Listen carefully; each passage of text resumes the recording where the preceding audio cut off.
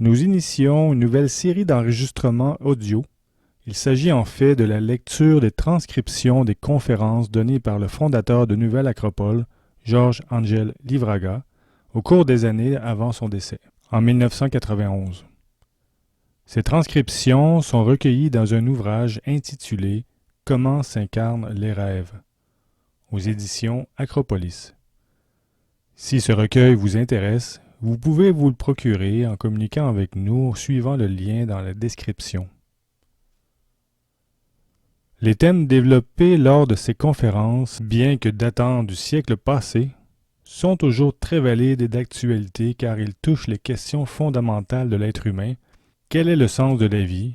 Qu'est-ce que l'être humain? La culture, l'histoire? D'où venons-nous et où allons-nous? Ne sont que des exemples de ces thèmes. Georges Angel Livraga est né à Buenos Aires le 3 septembre 1930. Il est décédé à Madrid le 7 octobre 1991. L'originalité de son œuvre fut la création en 1957 à Buenos Aires de la première école de philosophie à la manière classique, inspirée des grandes écoles de philosophie, de sagesse d'Orient et d'Occident. Aujourd'hui, plus de 65 ans plus tard, ces écoles existent dans plus de 50 pays de tous les continents et représentent un réseau mondial d'environ 450 écoles fédérées en une association internationale, l'Organisation internationale Nouvelle Acropole.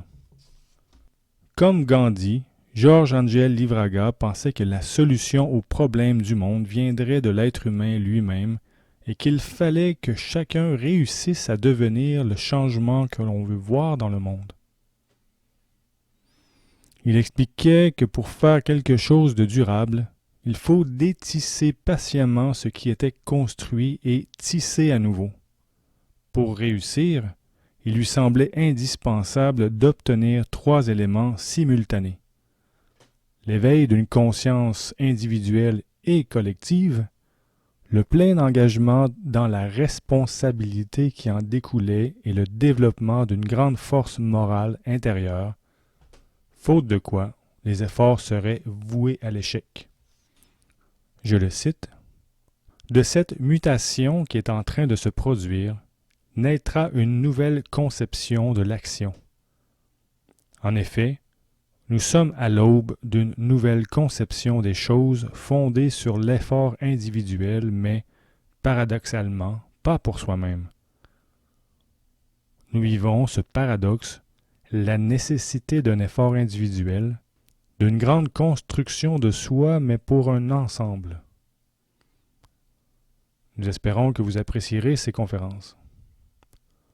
Bonne écoute.